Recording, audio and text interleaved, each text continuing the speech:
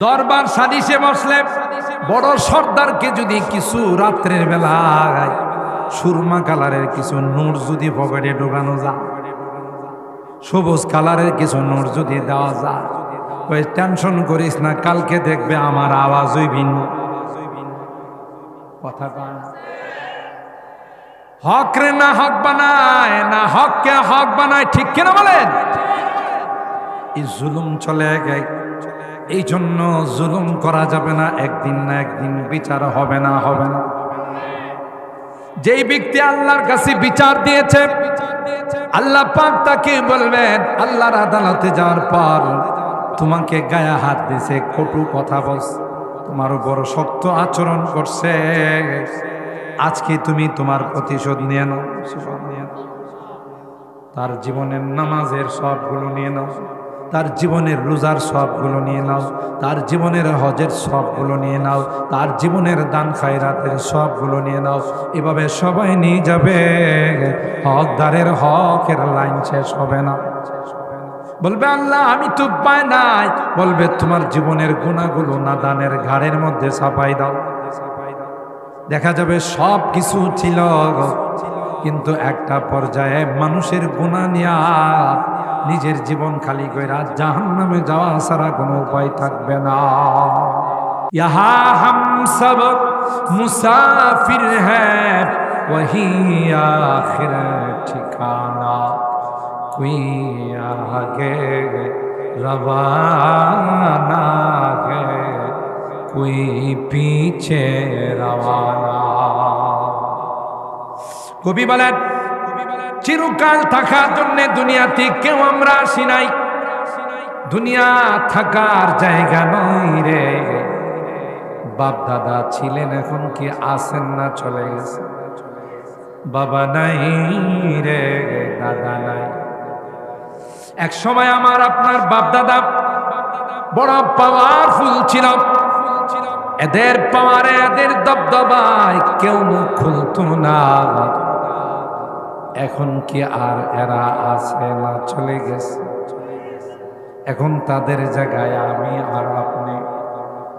একটা সময় আসবে যেই সময়ে আমরাও থাকব না, আমাদের পোলাভাই, আমাদের পরবর্তী প্রজন্মের যারা, তারা আমাদের জায়গায় আসবে, এরাও থাকবে না, এদের পরবর্তী যারা তারা আসবে। এই জন্য কবি বলেন, ইহা হাম সব মুসাফির হ্যায়, ওহি আখির ঠিকানা, কোই আগে রওয়ানা है, कोई पीछे रवाना। তাহলে আগে আর পরে দুনিয়া ছাইরা আমাদের যাইতে হবে কোথায়? বলেন না কোন জগতে? কবরের জগতে। দুনিয়ার পরের জগতের নাম কি? কবরের জগৎ, আলমে বরজখ। কবরের জগৎ থেকে আরেকটা জগতে যাওয়া লাগবে, সেই জগতের নাম হলো আলামুল মাহশার, হাসরের জগৎ। আছে না? তাহলে জগৎ কয়টা হলো? এক নম্বর হলো রুহের জগৎ, দুই নম্বর হলো মার পেটের জগৎ, তিন নম্বর হলো দুনিয়ার জগৎ, চার নম্বর হলো কবরের জগৎ, পাঁচ নম্বর হলো হাসরের জগৎ। সুবহানাল্লাহ। আমরা এখন তিন নম্বরে আছি, যাব কয় নম্বরে? চার নম্বরে যাব, তাই না? চার নম্বর জগৎটা আলাদা কোন জগৎ না। এই জগৎ যেরকম হবে, চার নম্বর জগৎ সেরকম। এই জগৎটা যার সুন্দর হবে, কবরের জগৎটা তার সুন্দর।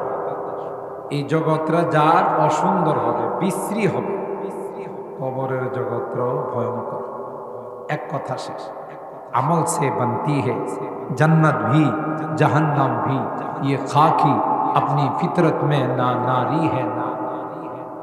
কবরের জগৎ আলাদা কোন জগৎ নয়। আপনার আমল যেরকম হবে, কবরের জগৎ সেরকম। ঠিক কিনা বলে? দুনিয়ার জিন্দেগিটা নেককার জিন্দেগি হবে, দুনিয়ার জিন্দেগিটা আমলদার জিন্দেগি হবে, দুনিয়ার জিন্দেগিটা সুন্দর হবে, সুন্নতের রঙে রঙিন হবে। ও ভাই, ফেরেশতারা যখন রূহটা নেওয়ার জন্য আসবে, যেহেতু আপনি কারে খুশি করছেন? আল্লাহকে। কাকে? আল্লাহকে যেহেতু খুশি করছে, আল্লাহ আপনার উপর যেহেতু রাজি হয়ে গেছে, সুতরাং জান্নাতি ফেরেশতারা দলে দলে আসবে আপনার রূহটা নেওয়ার জন্য। জান্নাতি রেশমি রুমাল নিয়ে আসবে আর আপনাকে বলবি, আইয়াতুহান নাফসুল মুতমাইন্না ইরজিই ইলা রাব্বিকি রাদিয়াতাম মারদিয়া ফাদখুলি ফি ইবাদি ওয়াদখুলি জান্নাতি। সুবহানাল্লাহ। নামাজি, রোজাদার, দিনদার, পরহেজগার যারা হয়, তাদের রূহটা নেওয়ার জন্য জান্নাতি ফেরেশতারা রেশমি রুমাল নিয়ে মিশকে আম্বরের ঘ্রাণ নিয়ে আসবে। এসে বলবে, এ শান্তিদায়ক আত্মা, এ নেককার আত্মা, তোমার জন্য আসছি রে আমরা, একজন দুইজন নয়, লক্ষ লক্ষ ফেরেশতা তোমাকে ওয়েলকাম জানানোর জন্যে, তোমাকে স্বাগতম জানানোর জন্যে জান্নাতি রেশমি রুমাল নিয়ে তোমার কাছে আসলাম। দেখছে কি নিয়ে আইছে? জান্নাতি রেশমি রুমাল। কারা? জান্নাতি ফেরেশতা। আয়েশা কি কয়? ইয়া আইয়াতুহান নাফসুল মুতমাইন্না, এ শান্তিদায়ক আত্মা, এ নেককার আত্মা, আসুন আসুন, স্বাগতম, আপনাকে ওয়েলকাম, আপনাকে সুস্বাগত। কেন? আপনি বড় নেককার ছিলেন, 5 ওয়াক্ত নামাজ জামাতের সাথে আদায় করছেন, রমজান মাসে রোজা রাখছেন, আল্লাহর হুকুমের বাহিরে কিছু করেন নাই, এই জন্য আল্লাহ আপনার উপর রাজি, আপনিও আল্লাহ রাজি। আচ্ছা বলুন তো দেখি, আল্লাহ যদি কার উপর রাজি হয়ে যায়, হের কোনো সমস্যা আছে? কে রাজি? সুবহানাল্লাহ। আল্লাহ যার উপর রাজি হয়ে যায়, তার কোনো রকমের কোনো সমস্যা নেই। আল্লাহ বলবেন, ওয়ালাকুম ফিহা মা তাশতাহি আনফুসুকুম ওয়ালাকুম ফিহা মা তাদউন। এ বান্দা, তুমি যা চাবে তোমাকে তাই দাও। সুবহানাল্লাহ। তোমার আর কোনো কষ্ট হবে না। জান্নাত এমন জায়গা, যেই জায়গাতে কষ্ট বলতে কিচ্ছু নাই। কোনো কষ্ট আছে না? জ্বর সর্দি লাগবে, পেটের সমস্যা হইব, পেট্রো বাংলায় গন্ডগোল শুরু হইব, কিচ্ছু নাই। কোনো বিপদ নাই, মুসিবত নাই, জ্বর সর্দি নাই, ঠান্ডা কাশি নাই, কোনো রকমের কোনো অ্যাক্সিডেন্ট নাই, শুধু শান্তি আর শান্তি আর শান্তি। সুবহানাল্লাহ। এই জান্নাত কি আল্লাহ থাকবার জন্য বানাইছে? এই জান্নাত কি ফেরেশতাদের জন্য বানাইছে? এই জান্নাত কি জিন জাতির জন্য? মানব আর দানব, দুই জাতির জন্য আল্লাহ এই জান্নাত বানাইছে। সুবহানাল্লাহ। এই জান্নাতে যাওয়ার জন্য কিছু কাজের দরকার আছে না? জোরে কম। এই কাজগুলো কি? নামাজ পড়া, রোজা রাখা, টাকা পয়সা হলে হজ করা, যাকাত দেওয়া, ঠিক না? আল্লাহর হুকুমগুলো মেনে চলা, নিষেধগুলো বর্জন, যেগুলো আল্লাহ না করছে এটি করা যাবে, যেগুলো আল্লাহ করতে বলছেন সেগুলো করা, এটার নাম ওই জান্নাতে যাওয়ার পুঁজি। সুবহানাল্লাহ। একেবারে সহজ জান্নাতে যাওয়া। আমরা এটারে কঠিন বানাই ফেলাইছি। আর ধোঁকাবাজ শয়তান তো আমাদের পিছনে আছে, আছে না? দুনিয়ার শয়তান রে আল্লাহ পিছনে লাগাই রাখছে, এরা যেন জান্নাতে আসতে না পারে, এই জন্য শয়তান আদাজল খায় লাগছে। আদম সন্তান কিভাবে জান্নাতে আসে আমি আমার জীবন দিয়া হইল দীক্ষা নেব। আচ্ছা, আমরা জান্নাতে গেলে এর অসুবিধা কি? হিংসা। কথা কয়, এটা হলো হিংসা। যেই জান্নাতে আমি থাকতে পারলাম না, ওই জান্নাতে তোদের কেউ যাইতে দেব না, এরকমের হিংসা নাই? বাঙালির মধ্যে নাই, আমাদের মধ্যে নাই। এলাকার কেউ যদি, পাড়ার কেউ যদি একটু উন্নত হয়, বাপরি বাপ, হেরে কেমনে টাইনা নামাইবো, এর পিছনে লোক লাগিয়ে থাকে। যদি আপনাদের সাদেকপুরে নাই, অন্য এলাকার কথা বলতেছি। হ্যাঁ, কারো উন্নতি সহ্য হয় না, কারো ভালোটা দেখতে পারে না। এই জাতীয় মনের অবস্থা যাদের হয়, এদের ভিতরে কি ঢুকছে? এদের ভিতরে কি ঢুকছে? হিংসা ঢুকছে। আর বাঙালির হিংসা একটু বেশি, শুধু সাদেকপুরে না, ওরা বাংলাদেশি। বাঙালি যারা, তাদের একটু হিংসা বেশি। তার কারণ জানেন? বাঙালি মাছ খায়। বাঙালির নাম হইল মাছে ভাতে বাঙালি। কথা কয় না? আমরা, আমাদের প্রধান খাদ্য কি? মাছ। মাছে ভাতে বাঙালি। আর মাছের ভিতরে অন্য অন্য প্রাণীর চেয়ে হিংসা বেশি। কেমনে? দেখবেন বাজার থেকে বড় মাছটা কিনে আনলে, এটারে যখন আপনি কাটেন, ভিতরে ছোট ছোট মাছ পাওয়া যায় না। আপনারা মনে পাইছেন না? জীবন শৈল মাছ কাটেন, এটার ভিতরে দেখা যায় ছোট ছোট মাছ, পুরি মাছ। বোয়াল মাছ কাটেন, এর ভিতরে দেখবেন ছোট ছোট মাছ। আসেনি? আর না জানলে মহিলারা জিজ্ঞাসা করেন, আপনি তো মাছ কাটেন না, এরা কাটে। পাওয়া যায় না? যায় না? ছোট ছোট মাছ পাওয়া যায়। আচ্ছা, হের পেটে মাছ পাওয়া গেল কি লাগে? তুইও মাছ, হেও মাছ, তুই বড়, হে সরু। কথা না? হিংসা। হে যখন নদীতে পুকুরে বসবাস করে, এর সামনে দিয়া ছোট মাছ গেলে, রে বেয়াদব, তুই আমার সামনে দিয়ে গেলে কি লাগে? তুই জিনিস না আমি কত বড় নেতা? কথা কয়, তুই জানিস না আমি কত বড় নেতা? আমার সামনে দিয়ে গেছ, বেয়াদব, গপ খায় ফেলে। ঠিক না? এটা হিংসা না? তোর সামনে দিয়ে গেছে দিকে তুই খায় বেলাইবে, অথচ তোর জাতি ভাই। তুই যেমন মাছ, হেও কি জাতি ভাই, একজন আরেকজনে খায়।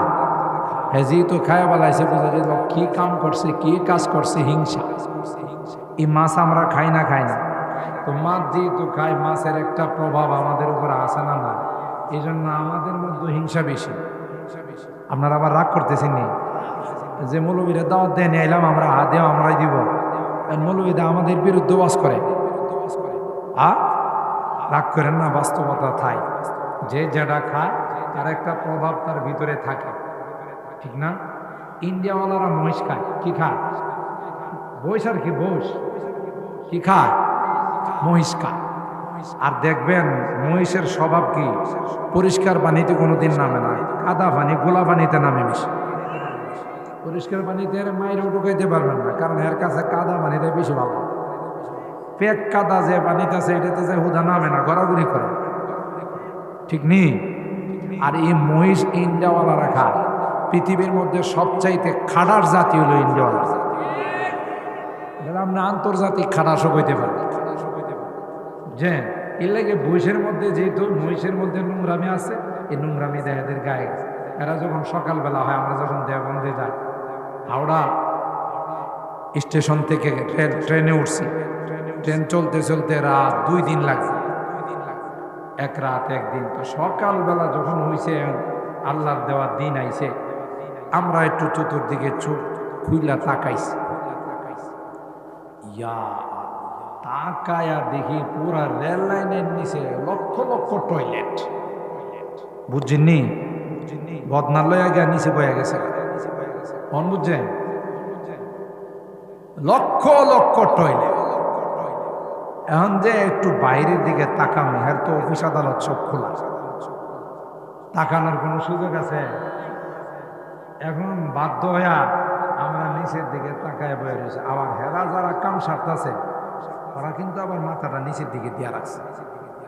এদের কত হইল লজ্জা শরম, আমরা মাথা নিচের দিকে দিয়া রয়েছি। তুই চাইলে কি লেগে? কথা কয় না? ঠিক কিনা? খাডার জাত মানুষ কি এখন আর এই যুগ আছে রাস্তাঘাটে টয়লেট করা? বোঝা গেল খাডার জাত। আমরা যখন যাই, কলকাতায় গিয়ে একটা হোটেলে ঢুকলাম, পেটের ক্ষুধায় আর বাঁচতেছে, যে কয়জন আমরা গেছিলাম 10-15 জন, কেউ হোটেলে ঢুকে খাইতে পারি না, এমন দুর্গন্ধ, নারী বুড়ি বাইরে হইতেছে, খামু কি? পরে বললাম যে আল্লাহ মাফ করো, বেটারে বিলটি দিয়া যে বাবারে তোমার খানা তুমি রাখো, এই খানা আমাদের পেট্রো বাংলায় গেলে সবলাই বেরিয়ে কথা কয় না। পরে এক মার্কাজ মসজিদে গিয়া সবজি দিয়া, মসজিদের যারা ছিল মুসলমান এরা সবজি টবজি ডিম দিয়া খাওয়াইছে, হেঁটেই মজা লাগছে। এত দুর্গন্ধ, কখনো যদি জানি দুর্গন্ধ পাবে কিনলে গিয়ে এত খাডাস খায় কি বুঝেননি? এখন আমার কথা বুঝতেছেন না? ইউরোপ কান্ট্রি, ইউরোপ যে কান্ট্রিটা এরা খায় শুকর, খিঞ্জির। শুকর চিনেন? শুকরের পাল দেখছেন কোনো সময়? যারা মেতর টেতর আছে এরা শুকরের পাল, এটি এমন বেহায়া বেশরম বেলা যায়, রাস্তাঘাটে আকাম কুকাম শুরু করে, কোনো রকমের লজ্জা শরম নাই। প্রাণীদের মধ্যে সবচাইতে সেক্সি প্রাণী শুকর।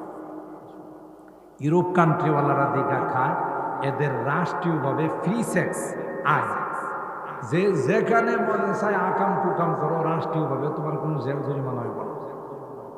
কিনলে গিয়ে অবস্থা খায় কি শুকুর। শুকুর যেমন বেহায়া বেশরম বেলাজা, এরাও বেহায়া বেশরম বেলা। কথাকে আমি বুঝাইতে পারলাম? আরে ও আজ তো সবসময় শুনে, কিছু বাস্তব কথা শুনে, ঠিক কিনা বলেন? তাহলে এই হিংসা, আমাদের যে হিংসা, এটা মাছের কারণ। বাঙালি জাতির মধ্যে হিংসা আছে না? এই হিংসা কার থেকে আইছে? শয়তান থেকে। কিসের থেকে? আরে সরকার থেকে না, শয়তান থেকে। কথা গঞ্জ। তাহলে এই হিংসার মূল নেতাকে শয়তান। তুই তোর অপরাধের কারণে জান্নাত থেকে বেরিয়েছিস, আমাদের কি দোষ? ঠিক না? কি কই জানেন? সুম্মালা আতিয়ান্নাহুম মিন বাইনি আইদিহিম ওয়া মিন খালফিহিম ওয়া আন আইমানিহিম ওয়া আন শামাইলিহিম ওয়া লা তাজিদু আকসারাহুম শাকিরিন। যখন আল্লাহ পাক জান্নাত থেকে বের করে দিল শয়তানকে, শয়তান তখন আল্লাহর ইজ্জতের কসম খায়া বলে, সামনে দিয়ে যাব, পিছন দিয়ে যাব, ডাইনে দিয়ে যাব, বামে দিয়ে যাব, আদম সন্তান কি করে জান্নাতে আসে দেখে নিব। নাউজুবিল্লাহ। মুফাসসিরিন একরাম বলেন, শয়তান ডাইনে বামে সামনে পিছনের কথা কয়, উপর আর নিচের কথা কিন্তু কয় নাই। উপরে দিয়ে যাব, নিচে দিয়ে যাব, এই কথা কিন্তু শয়তান বলে না। কারণ শয়তানের জানা আছে উপর দিয়ে আল্লাহর রহমত আছে। আমার বাপদাদা 14 গোষ্ঠীর ক্ষমতা নাই আল্লাহর রহমত বন্ধ করার। উপরে দিয়ে কার রহমত আছে? নিচের কথা কেন বলে নাই? নিচের দিকে অহংকারের কারণে তাকায় নাই, এই জন্য নিচের কথা কয় নাই। জোরে বলেন ঠিক কিনা? আল্লাহ শয়তানকে ডাক দিয়া কয়, ইবলিস আমার বান্দা বান্দীদেরকে গুনাহে লিপ্ত করবে, আমার বান্দাদেরকে সুদের কারবারে লিপ্ত করবে, প্রেমিকার পিছনে যুবকদেরকে লাগাই দিবে, হারাম খাইবে, জিনা করবে, আমার বান্দা তোর ধোঁকায় পড়ে জীবনটা নষ্ট করে দিবে। কিন্তু সাদেকপুর ইসলামী যুব সংঘের মাহফিলে আইসা, 3 দিন বিপি তাফসীর মাহফিলে আইসা, আমার বান্দা যদি আমার কাছে খালেস ভাবে আজকের আখিরি মুনাজাতে আমার কাছে তাওবা করতে পারে, আমার গোলাম যদি আমার কাছে কয় আল্লাহ বড় ভুল হয়ে গেছে, আমি সুদী কারবারে লিপ্ত ছিলাম, আমারে মাফ করে দাও, আর জীবনে সুদী কারবার করব না। আল্লাহর কসম, হাত তুলতে দেরি হয়, খালেস তাওবা করতে দেরি হয়, তার জীবনের গুনাহগুলো মাফ করতে দেরি হয় না। আল্লাহ কয় 40 বছর পর্যন্ত এই ইবলিস যাকে তুমি গুনাহগার বানাইলা, যাকে তুমি নাফরমান বানাইলা, যাকে তুমি বেরোজাদার বানাইলা, বেনামাজি বানাইলা, যাকে তুমি বেপরদায় চালাইলা, ওই বেপরদা নারী যদি পর্দার আড়াল থেকে আজকের আখিরি মোনাজাতে যদি আমার কাছে তাওবা করে আর বলে মালিক বুঝতে পারি না এতদিন বেপরদায় চলছিলাম, আমার বোঝা আসে নাই, আমি শয়তানের ধোঁকায় পড়ে আমার সৌন্দর্যটা মেকআপ করে আরো 10টা যুবককে দেখাইছি, দেখায়া যুবকগুলোর আমি নষ্ট করছি। আজকে বুঝতে পারলাম আর জীবনে কোনোদিন বেপরদায় চলবো না, মেকআপ করে বাহিরে যাব না। আল্লাহ তুমি আমাকে মাফ করে দাও। আল্লাহর কসম তওবা করতে দেরি হয়, আল্লাহ তাকে মাফ করতে দেরি হয় না।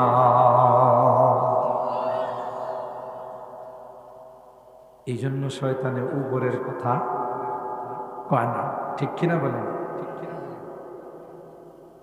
কোরআনে কারীমে আল্লাহ বলেন পৃথিবীর মধ্যে সবচেয়ে জঘন্যতম গুনাহ হলো 2টা।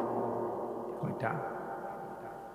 একটা গুনাহ হলো সুদী কারবার, আর একটা হলো আলেম ওলামাদের সাথে দুশমনি রাখা।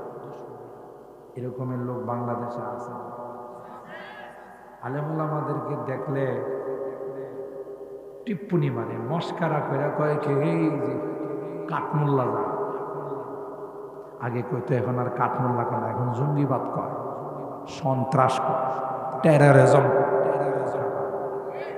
আর কাঠমোল্লা কইলে তো ভালো আছে, কাঠমূল তার অর্থ হলো দুনিয়ার সম্পর্ক কাইটা মূলের সাথে সম্পর্ক করছে, তার নাম হলো কাঠমোল্লা। ভালো না? প্রমোশন হয়ে যায়। আর এটা কয় না, আগে কইতো কাঠমোল্লা, বুঝেন নাই?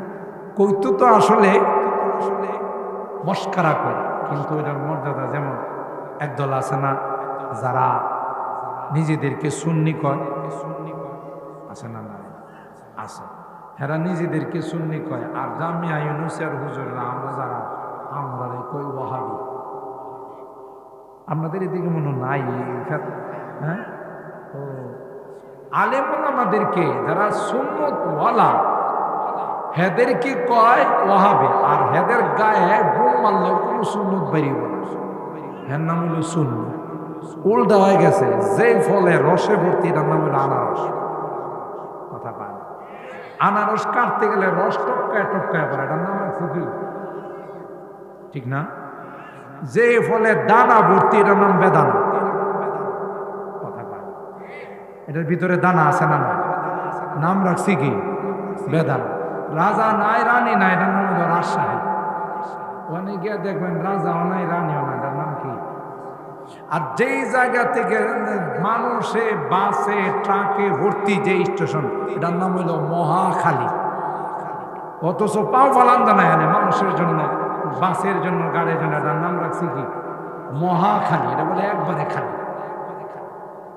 আর যেই জায়গা মনে করেন বহু আগে থেকে আছে, এটার নাম রাখছে নোয়াখালী। এটা আসলে অনেক পুরাতন খালি। কথা কয়, বুঝা গেল? এগুলো সব উল্টা পাল্টা কথা। আমরা যারা সুন্নতের পাবন্দি করি, মাথা থেকে পা পর্যন্ত শুধু সুন্নত আর সুন্নত, আর সারা বছর নবীর আলোচনা করি, সারা বছর নবীর উপরে দরুদ করি, ঠিক না?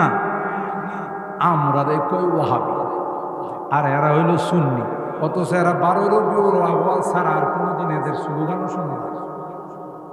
রাগ করতেছে এরা, হুদা 12 রবিউল আউয়াল আসলে এমন ঠেলা দেয়, কথা কয় রাস্তাতে বাইরিয়া যে কি যে স্লোগান, সকল ঈদের ঈদ, ঈদে মিলাদুন নবীর ঈদ, কথা কয় না? তাইলে উল্টা হয়ে গেল না? আচ্ছা, আমরা যে ওয়াহাবি কয়, এদের ভাষায় এরা গালি দেয়, আসলে এটা প্রমোশন হয়ে গেছে। ওয়াহাব আল্লাহর একটি সিফাতি নাম, যে বাচ্চারা যে 99টার নাম মুখস্থ করে না, এর মধ্যে একটা নাম কি আছে? ওয়াহাব। ওয়াহাবকে, আর তার দিকে যদি কারো সম্পর্ক করা হয় তাহলে কি হলো? যে এর সম্পর্ক হলো আল্লাহর সাথে, ওয়াহাবের সাথে। তো আমরা যে ওয়াহাবি কয়, এরাও বুঝে যে আসল সম্পর্ক তো আল্লাহর সাথে হেরা, কথা কয়। এই জন্য আমরা কি কয়? তো আসলে তো কথাটা সুন্দর, যে দেখেন আমরা আপনারা যাই কই কাফের কই আর কিছু কই, আমরা বুঝি যে আসল সম্পর্ক থাকলে আপনাদের ওয়াহাবের সাথে আল্লাহর সাথে, এই জন্য এটা ইয়া এনএসপিটি ওয়াহাব, আপনারাই আসল আল্লাহ কথা কন। আর যদি এটা উর্দু ভাষা কন, কি আমার গরম প্যান্ট আনছেন, আর যদি উর্দু ভাষায় কন ওয়াহাবি ইয়াহাবি, বুঝলেন নাই? উর্দুতে কয় ইয়াহাবি ওয়াহাব, মানে এরা দুনিয়া তো সফল পরকালেও সফল কথা কয়। ওয়াহাবি মানে কি? ইয়াহাবি ওয়াহাবি, মানে এই দুনিয়া তো সফল পরকালেও কি সফল। তাহলে দুই দিক দিক দিয়ে আমাদের প্রশংসা করতেছে, রাগ করার কিছু আছে? আর আমরা এদেরকে বলি বেদাতি। কি বলি? বেদাতি না, বেদাতি, আকল দাঁত নাই কথা কয় না। বেদাতি মানে কি? আকল দাঁত, আকল দাঁত থাকলে মানুষের কাফের কইলেও না। আমরা জীবনে দেখছেন কোন মাহফিলে কারে কাফের কইতে? এরা যদি আকল থাকতো তাহলে কারে কাফের বলে ফতোয়া দিত না, কারণ কাফের বলে ফতোয়া দেওয়াটা এটা জঘন্যতম অপরাধ। কার মধ্যে যদি 100-র মধ্যে 99 ভাগ কাফের হওয়ার থাকে, 1 ভাগ যদি থাকে যে সে ইমানদার, তাকেও যদি কাফের বলে ফতোয়া দেওয়া হয়, এই ফতোয়াটা যে দেহের গাড়ির উপরে এসে পড়ে। এরা আমরা কাফের কয় না, কয় না। শুধু আমাদের কাফের বলে না, আরো কিছু বলে। ওরে বাবারে, যারা কট্টর বেদাতি, কট্টর বেদাতি, যেগুলো আকেল দাঁত নাই, এটি করে কে জানেন? কয় ওয়াহাবিদের সাথে ওয়াহাবিদের সাথে যারা সম্বন্ধ করে, বিয়ে শাদী দেয়, এরাও কাফের। এই বরযাত্রীতে যারা আসে এরাও কাফের। এই খানা যারা পাক করে এরাও কি? এমনকি এই খানা যে কুকুর বিড়ালে খায় ওইটাও কাফের। বুঝিনি কিভাবে আমাদের কাফের বানাইছে? আবারও কি কয় জানেন? আরো কয় যে, আর শুনে না যায়, ওয়াহাবিরা ওয়াহাবিদের কি যে কবরস্থানে দাফন করা হয়, এই কবর থেকে যে ঘাস উড়ে, এই কবর থেকে যে ঘাস উড়ে, বুঝতেছেন না আমার কথা? এই ঘাস যে গাভী খাই, এই গাভীর দুধ যারা খাই, আপনি চিন্তা করছেন আমাদের কি পরিমাণ শক্ত কাফের বানাইছে।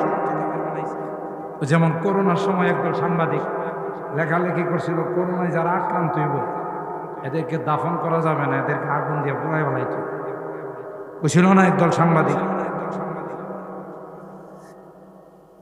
এদেরকে জিজ্ঞাসা করা হয়েছিল, কারণ কি রে বাবা, পোড়াইতে হবে কেন?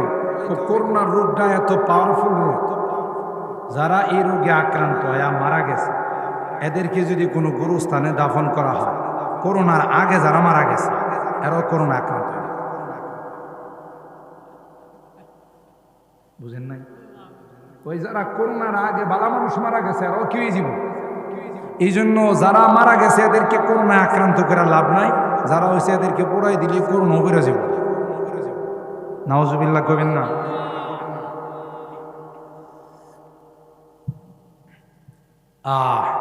তাইলে কি বুঝলেন? বুঝা গেল যাদের মধ্যে যা নাই ওটার নামে লেবেল লাগায়, ঠিক কিনা বলেন? তো সুদী কারবার যারা করে আল্লাহ পাক তাদের সঙ্গে যুদ্ধের ডিক্লার দিয়েছে। বলেন বলেন কি কিসের? আমি যে আয়াত 2খানা তিলাওয়াত করছি সূরা আল বাকারা, আয়াত নাম্বার 278 এবং 79, 2টা আয়াত। এই আয়াতের শুধু অর্থটা কই, এবারে করবেন না না করবেন পরে সিদ্ধান্ত নিন। আল্লাহ বলেন, ইয়া আইয়ুহাল্লাযীনা আমানু, হে ঈমানদারগণ, ইত্তাকুল্লাহ, তোমরা আল্লাহকে ভয় করো, ওয়াযারু মা বাকিয়া মিনার রিবা, যদি আগে কোনো সুদী কারবার করে থাকো দ্রুত এই সুদী কারবার বর্জন করো, বাদ দাও, আজ থেকে তাওবা করো। যদি তুমি ঈমানদার দাবি করো, ভালো করে শুনেন, এদিকে আমার কথা না কোরআনের কথা। আমি যে অনুবাদটা করছি আমার কথার অনুবাদ করছি না কোরআনের আয়াতের। আয়াত নাম্বার কত? 278। বাড়িতে সবারই বাংলা কোরআন শরীফ আছে, দেখেন। বলবি কি মিছা কথা কইছে না হাসা কথা কইছে? কথা কয় না। এরপরে পরের আয়াতে কি করে দেখেন, 279 নম্বর আয়াত, ফাইল্লাম তাফআলু, আমি যে তোমাদের বললাম সুদী কারবার ছাড়তে, বর্জন করতে, আমার কথা যদি তোমরা না মানো, বুঝছেন, তাহলে আর কিছু করার নাই। Radio 1 2 3 radio. আমি আর আমার নবী তোমাদের সাথে একদিকে যুদ্ধ করবো, আর তোমরা আরেকদিকে আমাদের সাথে যুদ্ধ করবে। আরো আসতে নাউজুবিল্লাহ কর। সাদেকপুরের মানুষগুলো আজকে দুপুরে কেউ খায় না, একটু জোরে বলেন। ফাইল্লাম তাফালু ফাযানু বিহারবিম মিনাল্লাহি ওয়া রাসূলি, যদি তা না করো, আমার কথা মতো যদি তোমরা সুদী কারবার বর্জন না করো, তাইলে আল্লাহ এবং আল্লাহর নবীর সঙ্গে যুদ্ধ করতে রেডি হয়ে যাও।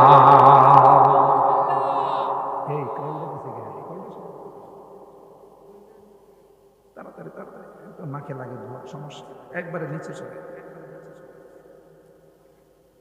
যদি আমার কথা না মানো, আমার নবীর কথা,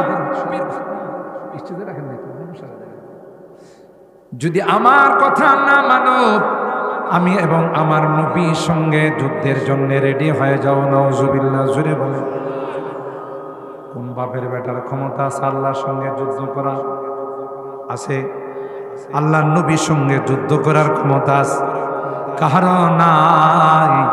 এ বান্দা, যদি বাঁচতে চাও, যদি নাজাত পাইতে চাও, তাইলে দেরি করো না, তাড়াতাড়ি যা সুদী কারবার করছো মূলধন উঠায়া মাপ চাও তার কাছে, আল্লাহর কাছে মাপ চাও, না হইলে তোমার উপায় থাকবে না। তবে সামান্য যদি সুদী মানে সামান্য সুদ লাগায়, বেশি না, অথবা সুদ না বলে যদি এটা ইন্টারেস্ট কয়, হাদিয়া কয়, সালামি কয়, তাইলে কিন্তু কোনো গুনাহ হবে।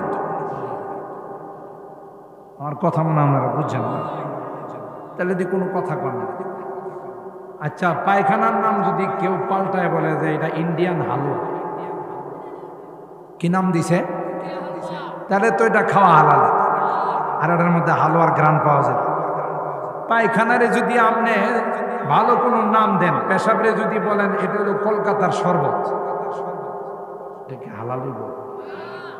যেই জিনিসকে স্বয়ং আল্লাহ হারাম করেছেন কোরআনের মাধ্যমে, এবং তার ভয়াবহ পরিণতির কথা বলেছেন, আল্লাযীনা ইয়াকুলুনার রিবা লা ইয়াকুমুনা ইল্লা কামা ইয়াকুমুল্লাযী ইয়াতাখাব্বাতুহুশ শাইতানু মিনাল মাস।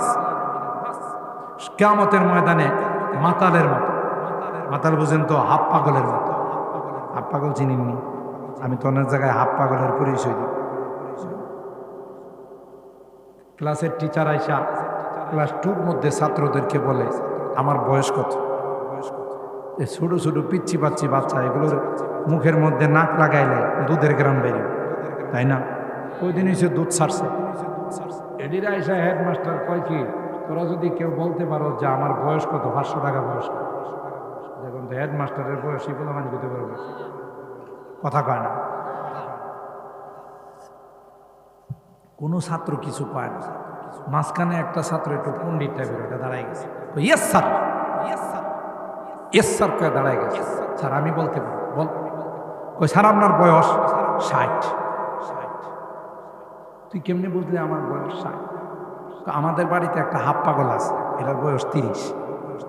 আর আপনি তো ফুল পাগল, কাজে কাজে আপনার বয়স কত?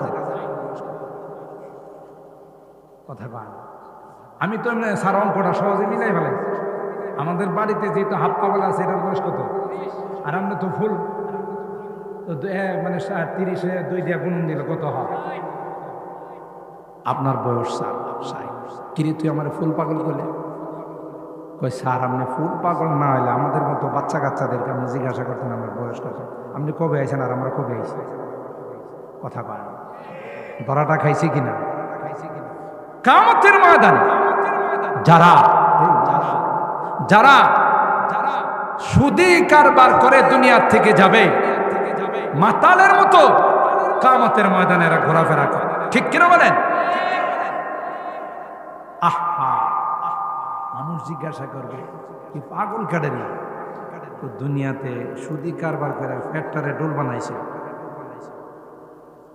আর একটা টাকা সুদি কারবারে লাগাইলে তার পেটের মধ্যে আল্লাহ তাআলা 70,000 সাপ লাগায়। 1 পয়সা সুদি কারবারে লাগাইলে, হাদিসের মধ্যে আছে, নিজের আপন মার সাথে 70 বার জিনা করা সমান। আফসোস লাগে, গোটা বাংলাদেশে কারো 2টা পয়সা হলেই লগ্নি লাগায়। কথা বলেন ঠিক কিনা? আল্লাহর হাবিব, আল্লাহর পয়গম্বর মেরাজের রজনীতে যখন সফর করেছিলেন, গিয়ে দেখে একটা মানুষ, হাদিসের পাকের মধ্যে আসে, রক্তের নহরের মধ্যে মাঝখানে দাঁড়াই রয়েছে, হাবুডুবু খাইতেছে। বারবার চেষ্টা করে উপরের দিকে আসার জন্য, কিনারায় আসার জন্য, সাঁতার কাইটা কোন রকমে যখন কিনারার দিকে আসতে চায়, কুলের মধ্যে, পাড়ের মধ্যে আরেকজন দাঁড়াই, তার কাছে হাজার হাজার পাথর। যখনই কাছে আসতে চায়, যখনই কুলে আসতে চায়, পাথর মাইরা তার মুখ বরাবর আবার মাঝখানে পাঠাই। আল্লাহর হাবিব বললেন, ভাই জিবরাইল, এ ভাই জিবরাইল, এ হতভাগা কে রে, যে রক্তের নহরের মধ্যে হাবুডুবু খাইতেছে, সাঁতার কাইটা কুলে আসতে চায়, আবার তাকে পাথর মাইরা মাঝখানে পাঠাই। জিবরাইল আলাইহিস সালাম কয়, ওগো পয়গম্বর, এ আর কেউ নয়, আপনার উম্মতের সুদখোরের দল।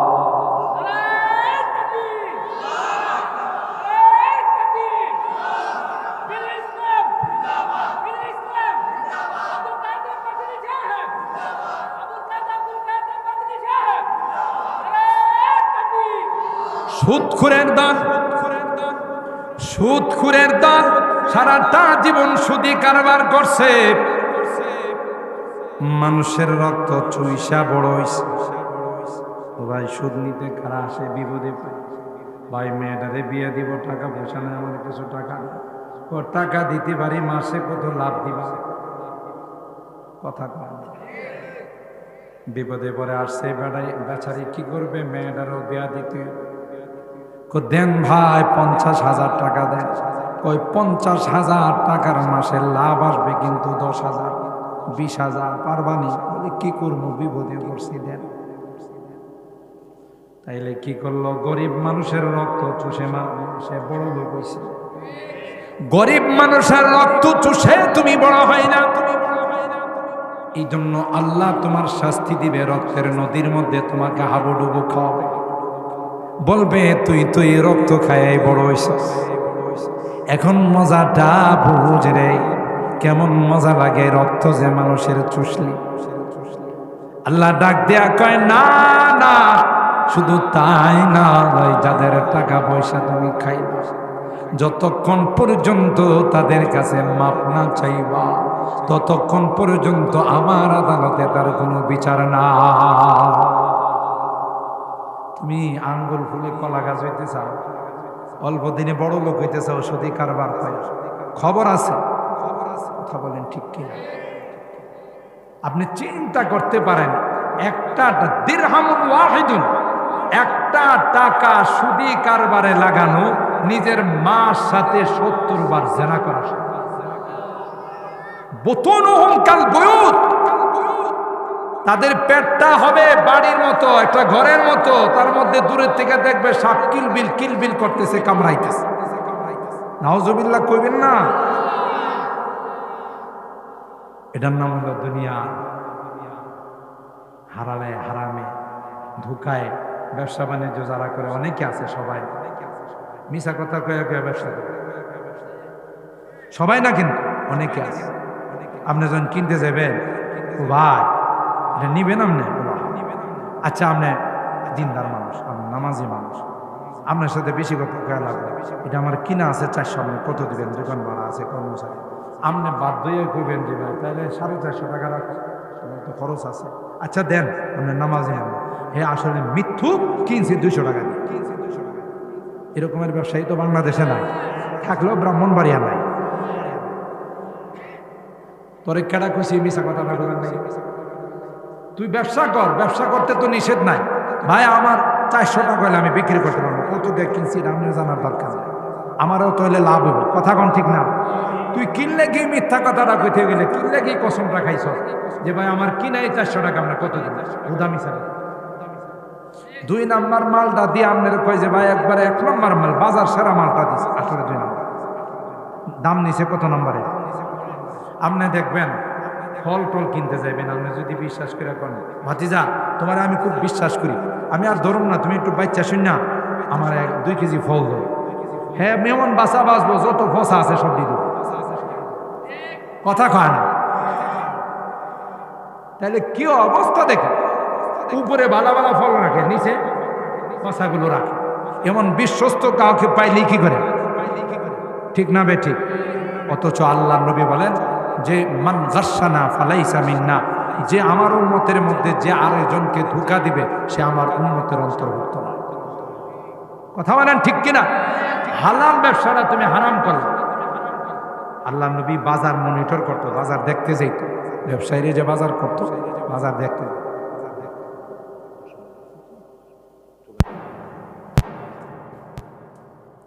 বাজার মনিটর করতো, বাজার দেখতে যাই। বাজারে গিয়ে দেখে গম লই আইছে একজন সাহাবী। তো আল্লাহ নবীর সাহাবীকে আল্লাহ নবী জিজ্ঞাসা করেন তোমার গম তো উপরে যেমন নিচে তো এরকম, জি হুজুর। আচ্ছা দেখি, ভিতরে হাত দিয়া দেখি ভিতরে ভিজা গম। সুবহানাল্লাহ বলেন না? আল্লাহ নবী ভিজা গম ওটাই কিও গম দি ভিজা, উপরে দিয়ে দেখলাম শুকনা। হুজুর বৃষ্টি আসছিল তো এই জন্য নিচের গমটি ভিজা গেছে। তা আল্লাহ নবী কো বৃষ্টি এত শিক্ষিত, উপরে পড়ে নাই নিচে যায় পড়ছে। হাদিসের কথা, তোমার তোমার বৃষ্টি তো অনেক শিক্ষিত, এটা উপরে দিয়ে ভিজাই নাই, কোন দিয়ে ভিজাইছে? কামিয়াই ফাইজলামি করো না, উপরে শুকনা ডিরাই খা, নিচে ভিজারি দিছ মানুষকে, কাস্টমারের ধোকা দিবার লাইগা। সুবহানাল্লাহ জোরে বল। এরপর আল্লাহ নবী বলেন মান গাশশানা ফালাইসা মিন্না, যে আমার উম্মতকে ধোঁকা দিবে সে উম্মতের অন্তর্ভুক্ত না। কথা বলেন ঠিক কিনা? শুধু নামাজ পড়লেই জান্নাতে যাওয়া যাবে না, শুধু রোজা রাখলেই জান্নাতে যাওয়া যাবে না, নিজের লেনদেন চাল চলন ওঠা বসা সব ইসলাম মোতাবেক হইতে হবে। হালাল হারামে মিলাইলে জান্নাতে যাওয়া যাবে না। শুধু ইসলাম, শুধু নামাজ রোজার নাম নয়, গোটা জিন্দেগিটা আপনাকে ইসলাম মোতাবেক চালাইতে হবে। বাহিরে যাইবেন সব নামাজ রোজা খাইয়া দিব, ঠিক না বেঠিক? আপনি 5 ওয়াক্ত নামাজ পড়েন জামাতের সাথে, তারাবি পড়েন, তাহাজ্জুদ পড়েন, কিন্তু আপনার হাত পাও কন্ট্রোলে না। কিছু হইলে কথার আগে থাপ্পড় লাগান। এরকমের মাতবর এলাকাতে আছে না না? এরকমের নেতা খেতা আছে না না? হেজা এলাকার নেতা, এটা তো বোঝান লাগবো। এই জন্য রিক্সাওয়ালা, অটোওয়ালা, লেবার, মুনি এরা কোনো কথা বলে একবারে থাপ্পড় দিয়ে দাঁত ফলাই তোমাকে থাপ্পড়ি মেরা দেয়, লাথি মেরা আছে না নাই? এবারে গরিব মানুষ, আপনার নামে কার কাছে বিচার দেওয়া লাভ না, বুঝে না? ও সর্দার বেড়া, আমরা তার বিচার করতে পারবো না। এবারে প্রভাবশালী, তার বিচার করতে পারবো না, তখন বিচারটা কার কাছে দিব? জোরে কন। ইত্তাকি দাওয়াতাল মাজলুম ওয়া ইন্নাহু লাইসা বাইনাহু ওয়া বাইনাল্লাহি হিজাব। আল্লাহর পয়গম্বর কয় মাজলুম ব্যক্তির বদদুয়া থেকে বাঁচো। তুমি যত বড় পাওয়ারফুল হও না কেন, তুমি যত বড় শক্তিশালী হও না কেন, কার উপর যদি জুলুম করো রে, তোমার সব পাওয়ার মুহূর্তের মধ্যে 45 মিনিটের মধ্যে সব পাওয়ার ন্যস্ত হয়ে যাবে। কথা বুঝছেননি? তুমি পাওয়ারফুল ছিলা, গোটা রাষ্ট্র চালাইছো, যার উপর ইচ্ছা তার উপর জুলুম করছো, অন্যায় করছো। একটা সময় আসছে আল্লাহ যখন ধৈরা বলাইছে 45 মিনিট সময় বাংলাদেশে থাকার সুযোগ পাও নাই। ধরছে কে? তাও কোনো বড় মানুষ নাই, স্কুলের পোলাপাই। কথা কয় না, ছোট ছোট পোলাপাই এমন ভাবে ছুটছে, তোমার তো হায়াত আছে, যদি 45 মিনিট দেরি করতা তাহলে গোস্তগুলো খুললা ফেলাইতো। কথা কয় কারণ পরিণতি একটাই, সেটা হলো জুলুম বর্ষণ। জুলুমকারীকে আল্লাহ কোনোদিন পছন্দ করে না। সুতরাং কাহার গায়ে হাত দিছ, কাহাকে মারছু, কাহকে গালি দিছ, কার উপর অকথ্য নির্যাতন করছো, দুনিয়ায় বিচার দেয় না। আর এখন তো বিচার দিলেও কোনো লাভ নাই। আপনাদের সাদুকপুরের খবর আমি জানি না, গোটা বাংলাদেশে যেখানে যায় এখন আর কোথাও কোনো নেই বিচার নাই। দরবার সালিশে বসলে বড় সর্দারকে যদি কিছু রাত্রের বেলায় সুরমা কালারের কিছু নূর যদি পকেটে ঢোকানো যায়, সবুজ কালারের কিছু নূর যদি দেওয়া যায়, ওই টেনশন করিস না, কালকে দেখবে আমার আওয়াজই ভিন্ন।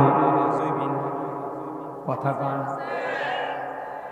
হক রে না হক বানায়, না হককে হক বানায়, ঠিক কিনা বলেন? এই জুলুম চলে গে, এই জন্য জুলুম করা যাবে না, একদিন না একদিন বিচার হবে না, হবে না। যেই ব্যক্তি আল্লাহর কাছে বিচার দিয়েছে, আল্লাহ পাক তাকে বলবেন, আল্লাহর আদালতে যাওয়ার পর তোমাকে গায়ে হাত দিয়েছে, কটু কথা বলছে, তোমার উপর শক্ত আচরণ করছে, আজকে তুমি তোমার প্রতিশোধ নিয়ে নাও। তার জীবনের নামাজের সবগুলো নিয়ে নাও, তার জীবনের রোজার সবগুলো নিয়ে নাও, তার জীবনের হজের সবগুলো নিয়ে নাও, তার জীবনের দান খায়রাতের সবগুলো নিয়ে নাও। এভাবে সবাই নিয়ে যাবে, হকদারের হকের লাইন শেষ হবে না। বলবে আল্লাহ আমি তো পাই নাই, বলবে তোমার জীবনের গুনাহগুলো না দানের ঘাড়ের মধ্যে ছাপাই দাও। দেখা যাবে সব কিছু ছিল, কিন্তু একটা পর্যায়ে মানুষের গুনাহ নিয়া নিজের জীবন খালি কইরা জাহান্নামে যাওয়া ছাড়া কোনো উপায় থাকবে না। হাদিসের কথা, জিন্দেগিটা এত সহজ না। ও ভাই, আজ নয় কাল মৃত্যুর সাথে দেখা হবে না, হবে না। ওই যে বললাম 3 নাম্বার জগৎ, রেডিও থাকতে হবে 4 নাম্বার জগতের জন্য। এটা কি জগৎ? কবরের জগৎ। নেককার হয়ে যাবেন, পরিষ্কার পরিচ্ছন্ন হয়ে যাবেন, লেনদেনে পরিষ্কার থাকবেন, কারোর সাথে কোনো রকমের খারাপ আচরণ হবে না, বিনয়ের সাথে চলবেন। আপনাকে জান্নাতি ফেরেশতারা নিয়ে ওয়েলকাম জানাবে, সুবহানাল্লাহ। আর যদি বদকার হয়ে যান, বেনামাজি হয়ে যান, নামাজ পড়েন নাই, রোজা রাখেন নাই, আল্লাহর কথা স্মরণ করেন নাই, যেমনি মনে চাই হেমনি চলছেন, সুদি কারবার করছেন, হেরে মারছেন, হেরে ধরছেন, হের জায়গা দখল করছেন, নামাজেও যান নাই, কোনোদিন নামাজও পড়েন না। খাদেম সাহেব যদি বলছে ভাই আপনি মসজিদে আসেন না, আপনার ছাগলটা তো মসজিদের ভিতরে যায় ঢুকছে, তো হুজুর মনে কিছু নেন না, এটা তো হাইওয়ান জানোয়ার, বোঝে না, আমার কোনোদিন মসজিদে দেখছেন? কথা কয় আসে না নাই? খবর হবে, ফেরেশতারা আয়েশা বলবে এই খবিশ বাইরে।